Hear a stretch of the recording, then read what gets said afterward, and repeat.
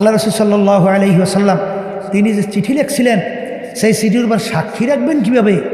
আল্লাহর হাবিবের আঙ্গুল মুবারকের মধ্যে আংটি মুবারক ছিল। ওই আংটি মুবারক দিয়ে আল্লাহ রাসূল সিল মারত। সেই সিল মারা চিঠি আল্লাহর হাবিবের লেখা, ওই যে লেখছে আল্লাহ রাসূল সিল মারছে, সেইটা বান্দাইয়া আমার জন্য হাদিয়া হিসেবে নিয়ে গেছে। তা আমি দেখলাম আল্লাহ হাবিবের আংটির সিলটা কেমন। তাহলে আল্লাহ রসুল দস্তখত করতে জানতেন না। সেই আল্লাহ রসুলের উপরে 30 পারা কোরআনুল কারীম নাযিল হয়েছে। তার শুরুতে আমি আপনাদের সামনে তেলাওয়াত করছিলাম, যালিকাল কিতাব লা রাইবা ফীহি।